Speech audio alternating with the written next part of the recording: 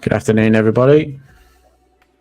Let me turn that music down a little bit distracting. Turn down to a 10. All right. How is everybody? Hope everybody is well. I'll give it a couple of minutes as usual, just to give people an opportunity to jump in. Hi, Mohammed. Good morning to you. I'm doing well, thank you. Hope you're well too.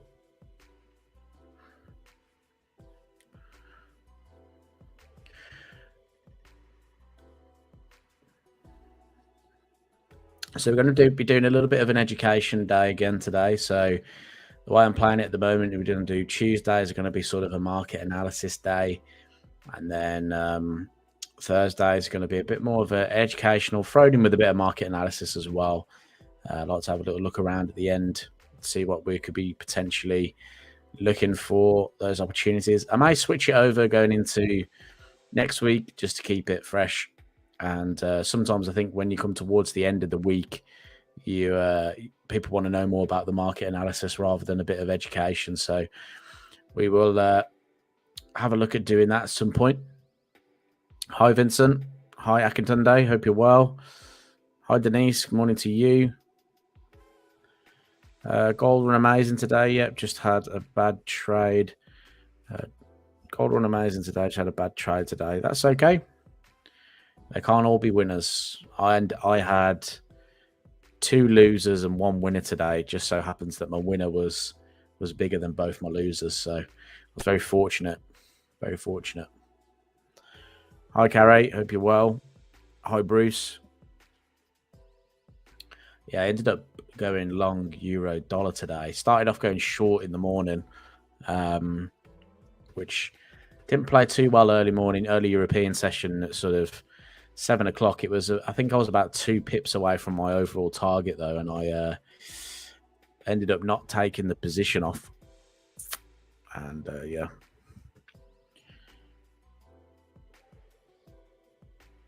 Yeah, Caro's playing the stock indices there.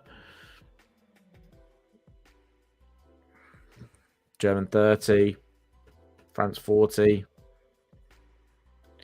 Short on Aussie yen. Okay. Interesting one. Let's have a little look at that. Oh yeah, this is where we were talking, wasn't it, yesterday? Not yesterday, Tuesday, where we were talking about being in that 93 area. But this goes in well with what the webinar is about today, or live stream is about today. I wanted to discuss higher time frame analysis and just break it down for those that maybe don't understand it or have heard about it but haven't really thought too much into it. And this is the way that I sort of do it. So I'm going to be breaking that down. We're then going to go over some market analysis towards the end. So yeah, stick around for that if you can. If not, that's okay. It'll be filmed and it'll be put on YouTube after. So all you need to do is head over to Blueberry Market's YouTube channel, head over to the live analysis or live area on YouTube and our YouTube channel, and you'll be able to see all the recordings there. So if you are not available to be able to catch up, that's absolutely fine. Hi, Bruce. Hi, Vincent. Looking for short on CAD yen as well. Okay, cool. So let's keep these ones flowing. We'll make a little bit of a note of them. I'll make a little note in the comment chat here, and we'll have a look at CAD yen. Sorry, this mic is in the way. Aussie yen. And we'll take a look at, obviously, the US dollar index and gold. So I'll make a note that we've got to do those at the end. So we'll basically spend about 10-15 minutes just going over multi-time frame analysis. Don't want to spend too long on it. It is a real simple concept in the markets, and it's something that can really help you grow in terms of a trader, in terms of knowledge, in terms of potential profitability, just because of the nature of how you can sort of learn and the nature of how multi-time frame analysis works. It's something that definitely helped boost my trading when I first started, and it's something that I believe is a concept that you should introduce into your trading if possible. Now, some really great examples on euro US dollar, so I'm going to feature that this today.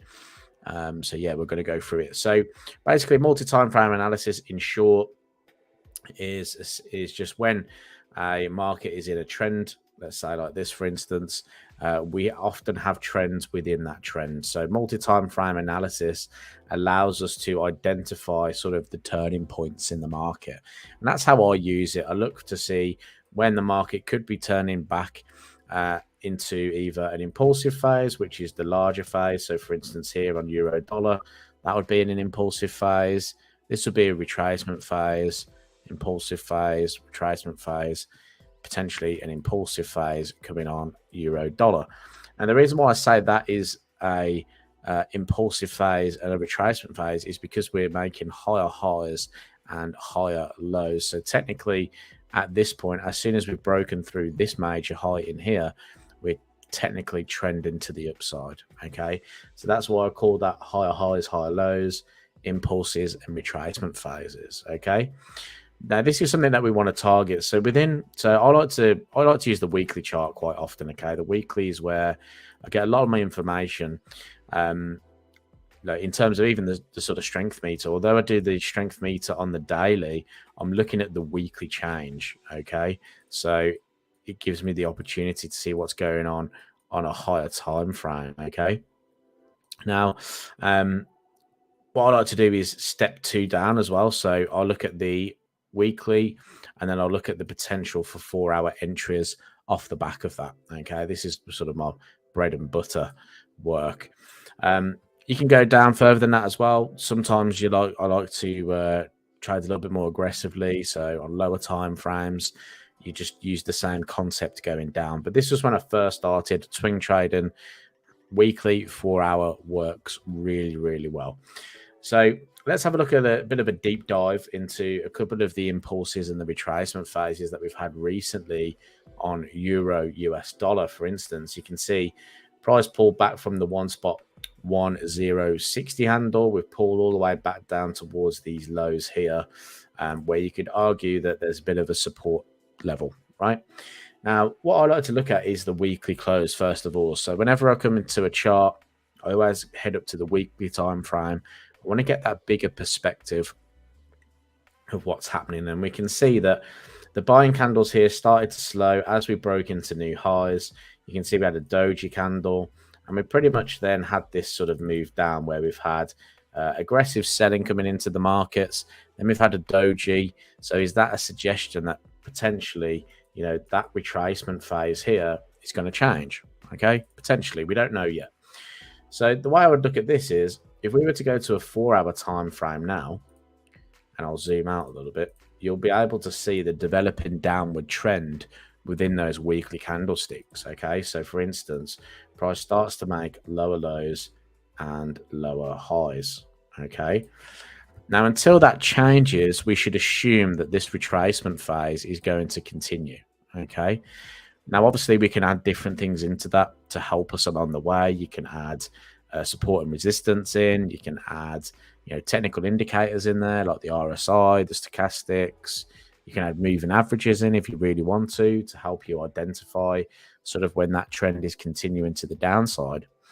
But ultimately, I like to let price dictate what's going on. Okay, so you can see here, price has then made a new higher high.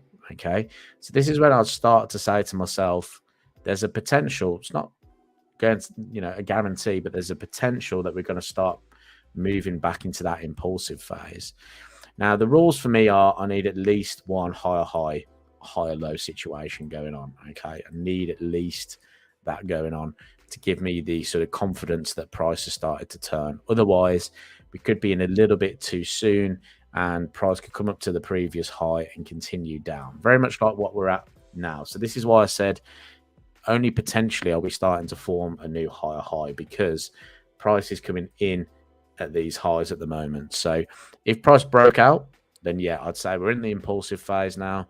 We can start looking for the higher lows, and I'd be looking to target back at these swing highs, because that's what works on a trend. Price usually goes into the next level of resistance or those highs. Okay, So that's what I'd be looking for there.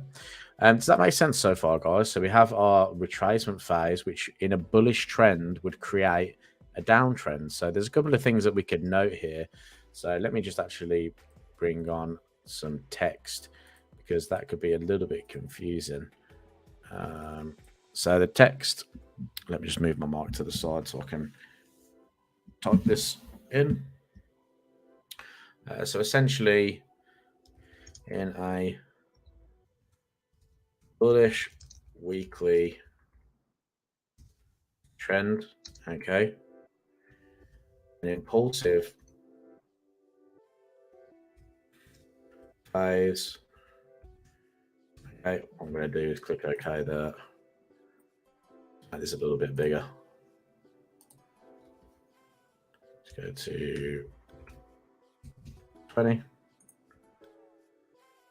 So in a bullish phase, that is gonna, let's see if we can get any more. So I'm clicking the wrong buttons here. Text.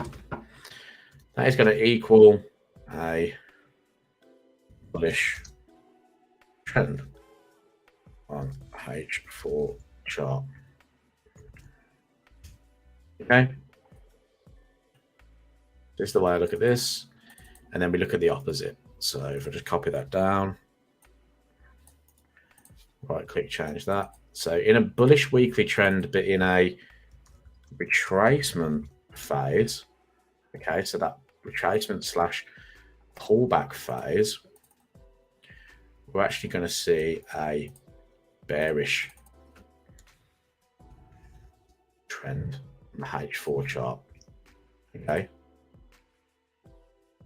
That's the way I like to look at these markets. It's really, really simple, really simple. So what we look for is the market in a bullish weekly uptrend? Is it in a impulsive phase? Is it in a retracement phase? And that's it. Okay. The one thing I'm going to look for is for trading opportunities. So if I believe that price is going to pull back, I want to be looking for that potential downward trend. Okay. Now, again, one thing you can add in to help you with this, you can add some moving averages. So if you want to add, let's say, a 50 moving average, you want some quite fast ones, because you don't want to be sort of waiting too far behind. Let's put the 20 on there as well. So you can see as soon as the 20 and the 50 cross over there, we've got this kind of move. Let me just make this a bit bigger for you. Okay, so you can see that a little bit better. You can see that when that 20 and 50 cross over there, you've got that downward trend. So you could say to yourself, well, okay, this could be how you start the basics of a potential trading strategy, right? So let's invite another indicator on here. Let's get a 14 moving average on here, or not 14 moving average, a 14 RSI. I'm actually going to change that down to 7. Now, traditionally, an RSI indicator, actually, let's do this a little bit differently. Let's go to 10. Okay, and I'm going to add in a 50.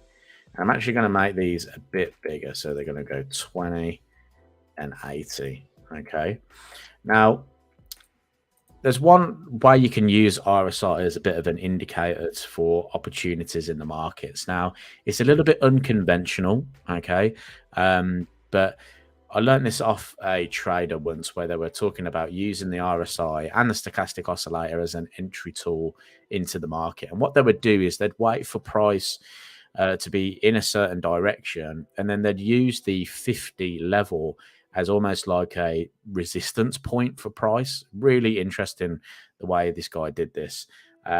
So yeah, you can introduce that into your trading, right? So you get the MA crossover here. So the 20 is the white line and the 50 is the red line. And what you're looking for then is for price to come back to the 50 on the RSI level, right? And then for it to close back below. Okay, so there's about 3 potential entries on there, right? The first one comes right at the retest, okay, which is the perfect one, right?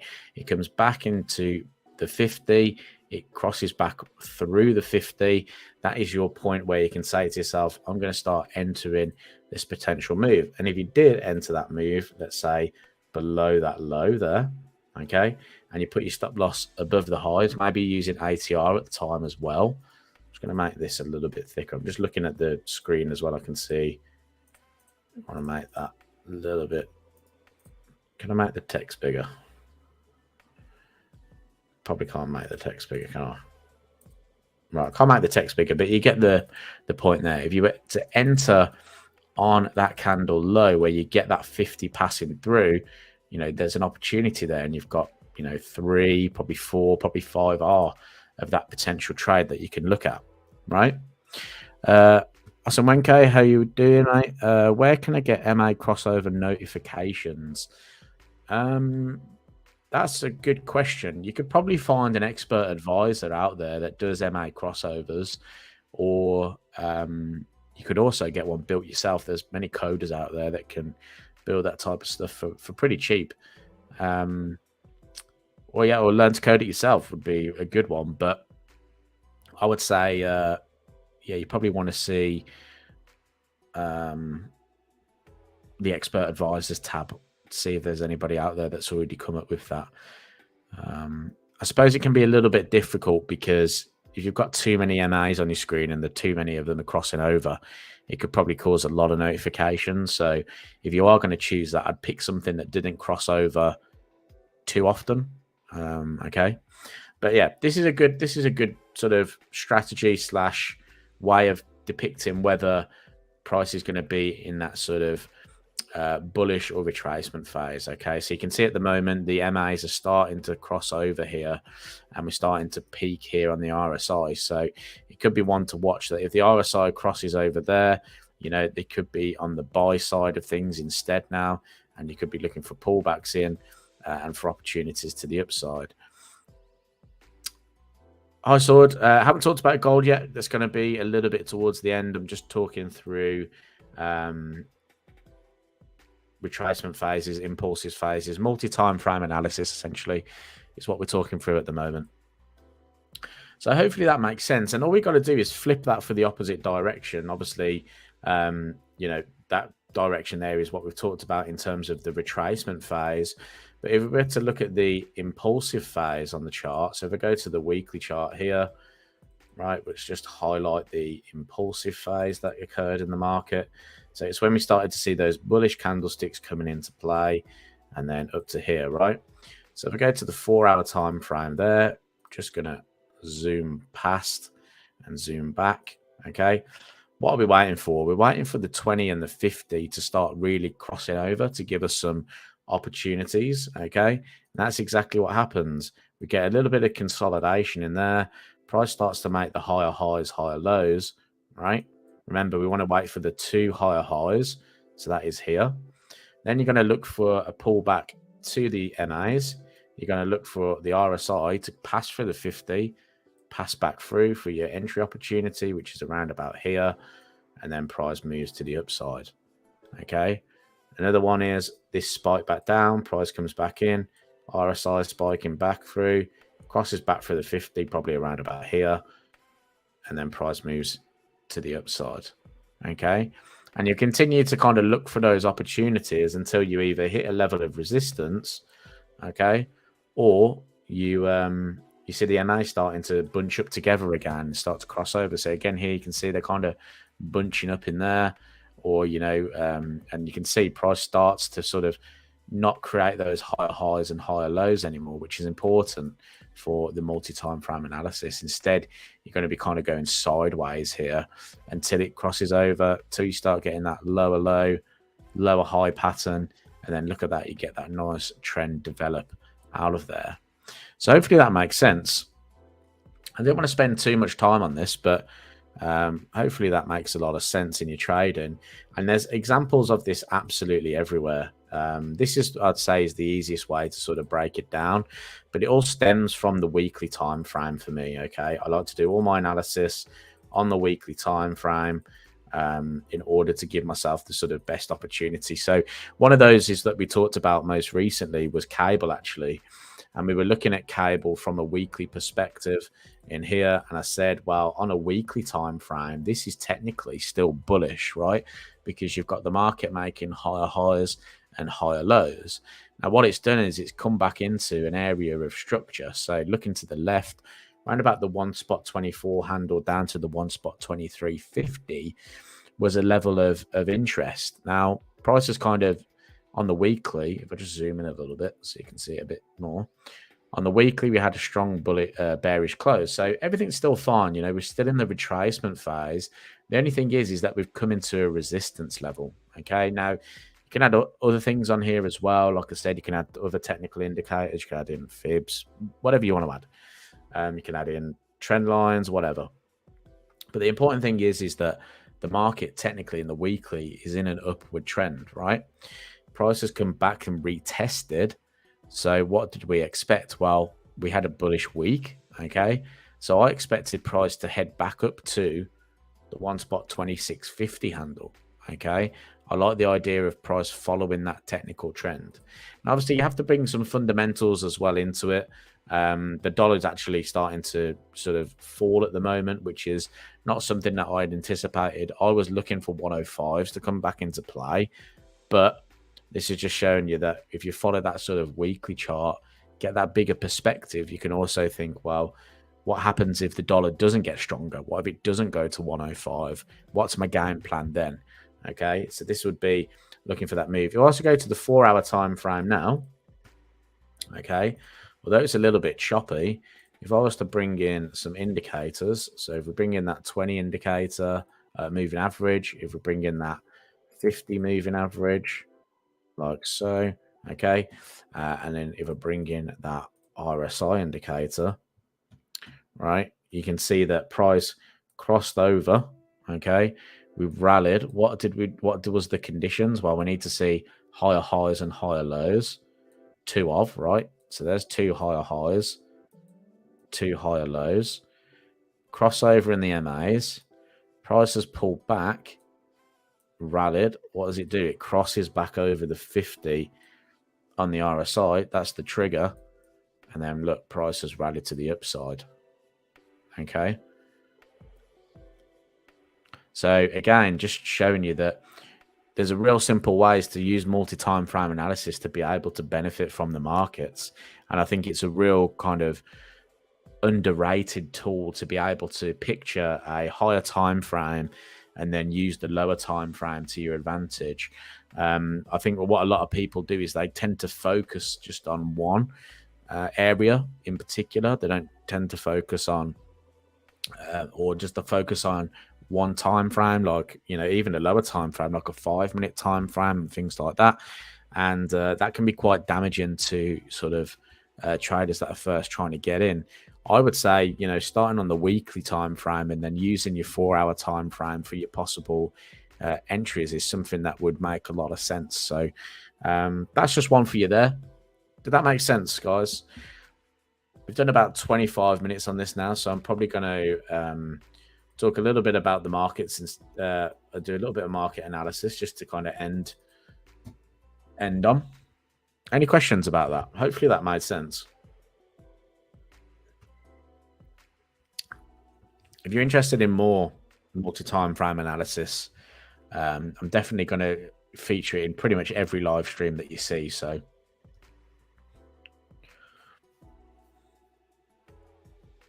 I'll just wait for a second because I know there's a delay on the stream. So I'll just wait for a second, see if there's any questions. If not, I'll jump onto some of those pairs of interest.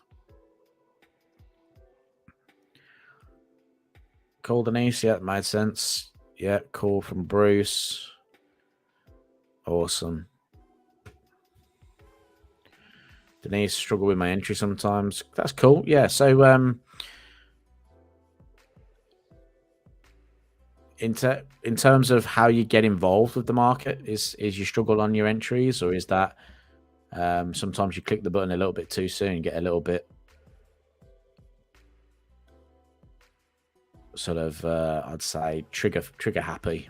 You know, I'm very guilty of that. I'm very, very guilty of that. That's probably one of my bad habits in my trade. If you were to look through my portfolio, I often have a slight loser before I get onto the winning move, which kind of brings me back to this morning. I got on the wrong side of euro before buying it up. I ended up being on the wrong side of it for a quick short to the downside. I tried to scalp a bit of a short move, and yeah, shouldn't have done it. Being a bit greedy this morning, I was. Jump too soon, yeah. I think the only thing you can do with that, to be honest, in my experience, I still have times where I jump too soon. I think it's just a sort of natural sort of habit. One trader did say to me once, you could have two accounts, right? You could have almost like a demo account on your phone, right? And then you have your live account.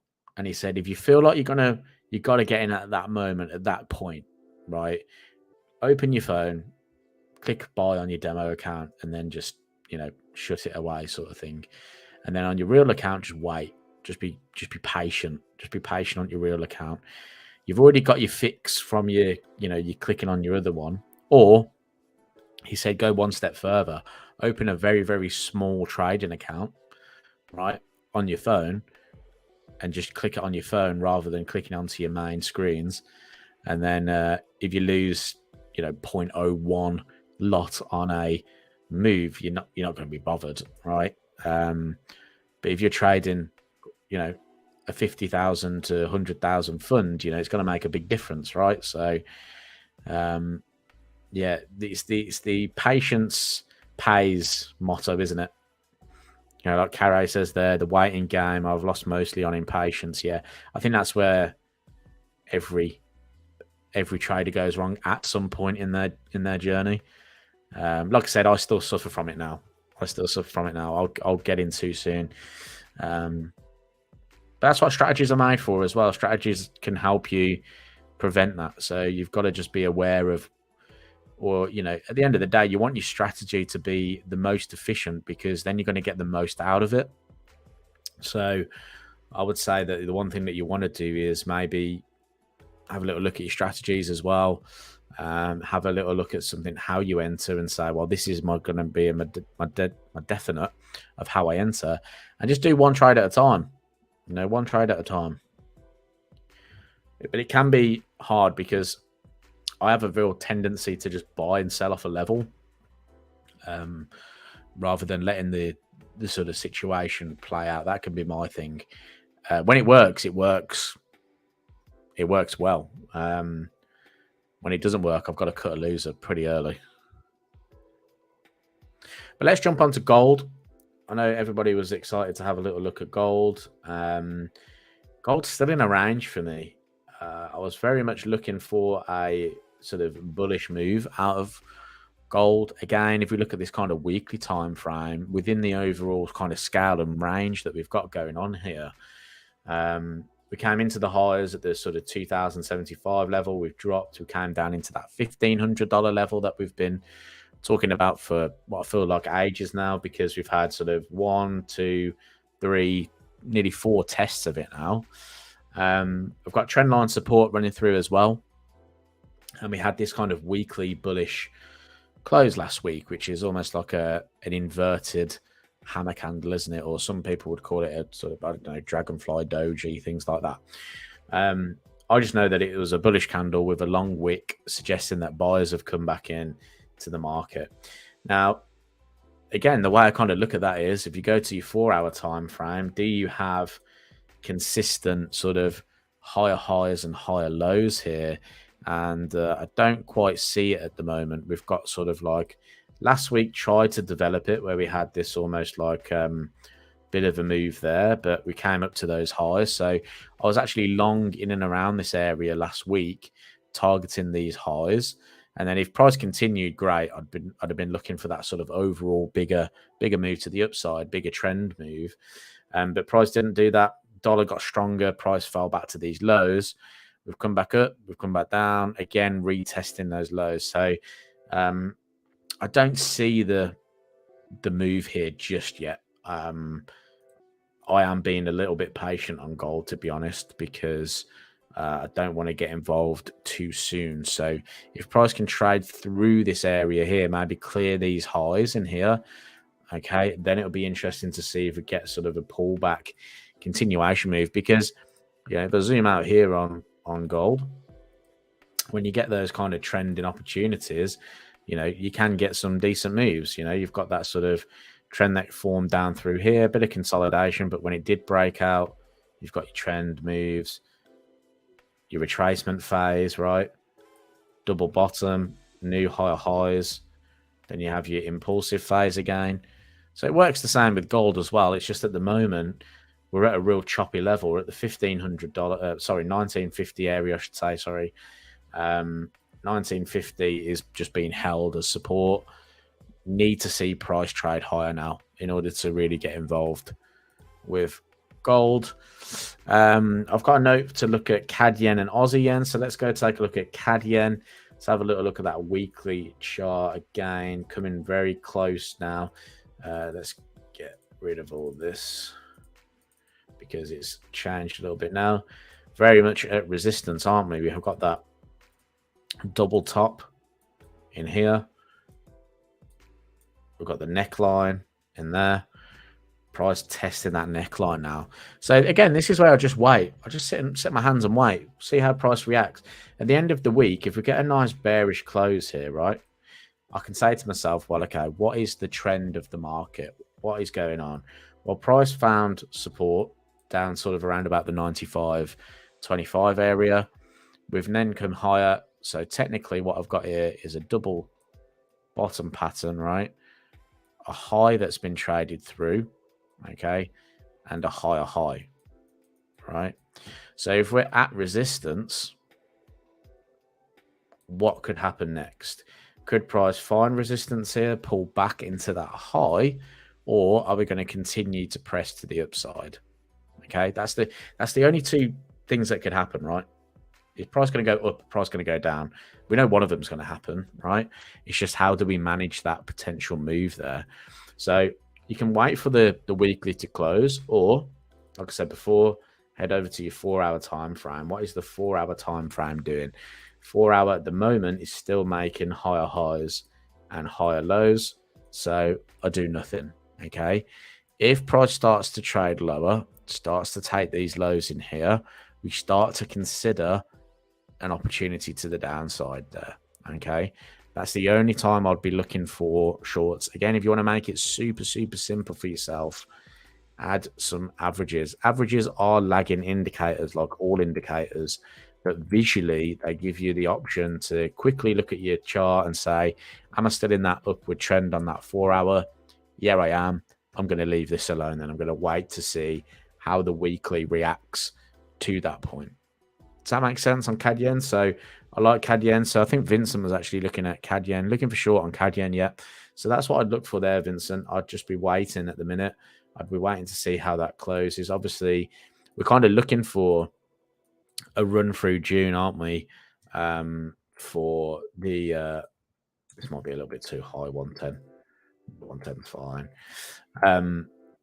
For yen, aren't we? We're looking for that strength to come into play. So it'd be interesting to see if we can get that.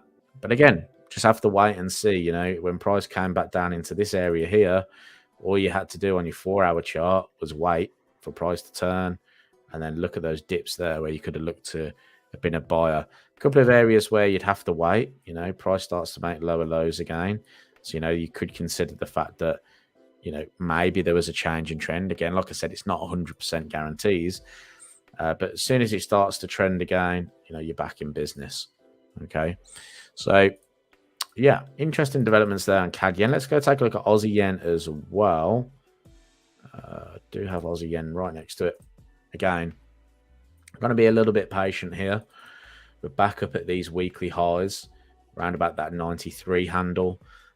So yeah, at the moment there's nothing to do, is there? Because we've got a strong bullish close on this weekly chart, or it could be towards the end of this week. How long we got left? We've got like a day and a half, haven't we, really, of trading left? Yeah, nothing really to do. Let's see how it closes. If we can get a sort of bearish close going into next week, we could say, yeah, we're rejecting the 93 handle. It could come down. At the moment, it looks more likely to head towards that 95.50, doesn't it? Because we're still technically in an upward trend there. So I think it'll be still more likely to head higher. Until that changes, you know, until that does that, then we've got nothing to really jump on there. So dollar yen made a double top at 140. Yeah, it's just dollar starting to sink a little bit, isn't it? Starting to pull back. I wonder if we get a retest around about this 103 zone. You know, I did say, didn't I, at the start of the week, that candle did concern me. That is the one. So again, I always give myself two options when I look at the markets. I don't kind of sell myself on it. I was expecting 105 to be tested. I'll hold my hands up there. Was looking for the 105 to be tested, but that dollar weakness is coming back in at the moment, and that candlestick did freak me. I think you know, did make me wonder what could potentially happen next. So I have to see if that closes a strong bearish candlestick. You know, could we argue that we're making lower highs on the weekly and another move down to the 101 could form? You know, definitely not out of the picture. Nothing's out of the picture when it comes to the markets. All we've got to hope for is that we're right more than we're wrong. And when we're right good. And we put proper risk management in place to keep us in the game. Okay. What else was on the list? So CAD yen, Aussie yen, and gold. So that's it. Yeah, Denise, potential double top at the 140, I'm guessing, in here. Yeah, you can see that. A little bit choppy, isn't it? To be honest, all that price action in there could really suck you in for a short. About down to the 137 sort of 50 area. But again, I think there's better markets to have a little look at. Quite like that cable continuing long. Aussie US dollars had another good week, really. Again, you know, another market that I expected to continue lower, but just hasn't. You know, if we look at the 4-hour time frame, was there an early warning sign? Yeah, you can see this trend that's developing through here. We did break through trend initially, but then price traded back through the highs. Once it traded back through the highs, it was pretty much game over for the sellers here, and the market's rallied higher. So just ignore these guys. I was monitoring the trend breaks on the lower time frames. Just delete all those. This can go as well now. So yeah, that's the only one I think that we've been a little bit unfortunate with. Aussie breaking back to the upside. Let's have a quick look at dollar CAD, see what dollar CAD's doing, because we featured this yesterday. Like the opportunity for the Bank of Canada to hike above what they were expecting. So they went to 4.75%. They were, or it was forecast that they'd keep it the same at 4.5, but I didn't believe that. And we got that move. But yeah, CAD started to fade a little bit as well, hasn't it, over the past sort of day or so, and that's usually what happens after a big move. So we'll see. Does anybody have any questions, guys? Because if not, I will probably leave it there. But I hope you enjoyed this session today. I'll be back live again on Tuesday next week. Hopefully next week as well, we may have the new Pro Forex Trader Talk interview up as well, because like I said in the last interview was pretty epic. So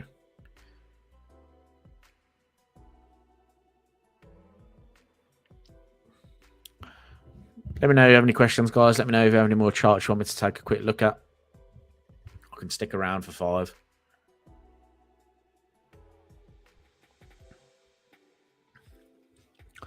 Let me know if this time is actually good as well.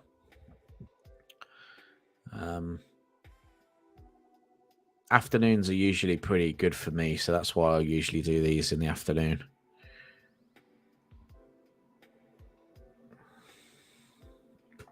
Thanks, Prince Caleb. Hope you're good.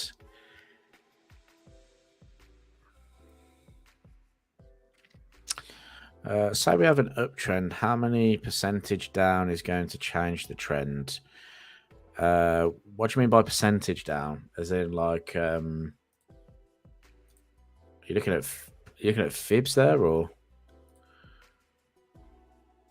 pound Aussie? Yeah, we're still monitoring pound Aussie. Actually, thank you. Hopefully, I pronounced your name right. Asai Tay.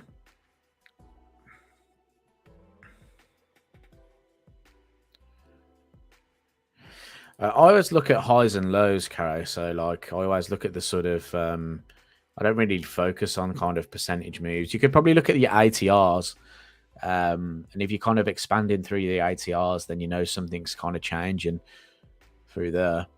I don't really percentage change. Not something that I've particularly used or focused on. I've always just kind of focused on, you know, is price making new lows or highs and things like that.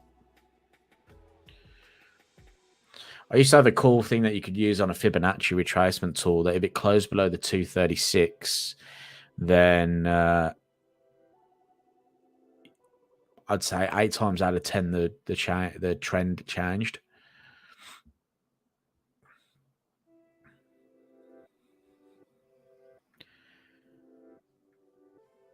Yeah, it could definitely be a correction. That's why I like to pair it with the weekly time frame. And again, that's why I said there's no guarantees really that it's going to be, you know, a reversal setup or a continue into that bullish phase. You have to do the due diligence as well, like with the weekly, using the weekly and having the balance of the 4 hour there. All we're really doing is following that weekly trend. So you're going to be a lot more accurate on a higher time frame than you are on a lower time frame for sure. So yeah, don't like indicators. That's fine. That's fine. I don't typically have too many on my charts either. I just got I can see the dog's legs in the background. I don't really use too many on mine, but they can be helpful, especially if you're a visual person. You know, I'm a very visual person, and you know, they can be helpful to the eye when you first start to trade. I wanted to see if the trend changed or go back up on pound Aussie. Yep, so very, very similar to you guys. Again, why was I interested? We had that weekly sort of bearish move there. Aussie was starting to get stronger. We got that RSI divergence. Yeah, good point out, Caro. So I was looking to see, do we start trending lower here? And again, this is another one. If we look at our 4 hour time frame, what is the 4 hour doing? Well, we're starting to make those lower lows, lower highs. You know, if price can stay below that high there, essentially on a 4 hour time frame, that could be an incentive to see price drive lower. Again, I'm just going to add this just visually, guys, just so you can see what's going on. Okay, we've had the crossover. You know, got to wait to see what happens with price now. Do we get that push into those averages? Get that push into that minor resistance level? Let's bring on that other relative strength index. Okay, that's what I'll be looking for. Just because it crosses over, though, it's no guarantee that it is not going to, you know, push back to the upside. We just have to wait and see. You know, you can use your 4 hour. You can even look at the daily if you really want to, you know, because I can see that there's a bit of like a low that's formed in there on the daily. So maybe we'll push into there. Get a bearish candlestick. Maybe that will be the driver to the downside there. Okay. But, you know, looking left, we're at these lows here. That's support in the past. You know, it could be support again. So you just got to be a little bit careful when it comes to seeing that key trend. You know, if we're technically forming a double top pattern on this weekly, you know, let me zoom out a little bit. Where would the neckline have been? It would have been there, right? So is price stuck at its own neckline now? You know, what I'd really like to see is price flush through that neckline, then make its move down to that 1.8240 area, 1.8250. That would be the sort of next stop for me. But I have to wait and see how price reacts. Like you can see at the moment, cable doing pretty well, pushing through those highs at the minute.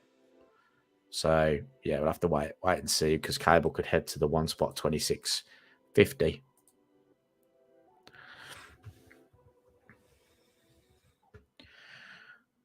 Okay. Right, guys, I'm going to leave it there. Done about 45. Hope you enjoyed the stream today. Yeah, more gravity to Aussie, and yeah, let's see what happens. Hopefully we can get that sort of reversal move. But yeah, just watch that weekly time frame. Weekly is going to be a good market to watch, especially if you're struggling with sort of how to get involved in the markets in the first place.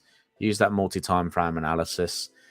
And yeah, so I will speak to you guys next week on a live stream.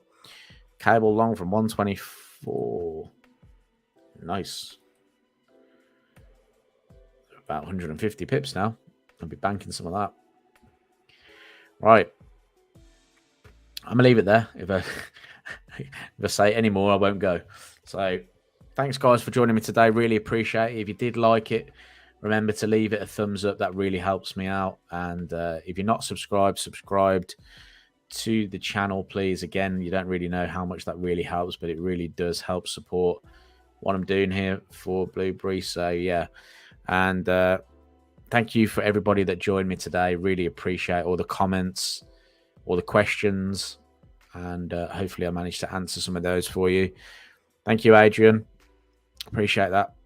And yeah, I will catch you guys in the next stream next week. See you next Tuesday. Cheers, guys.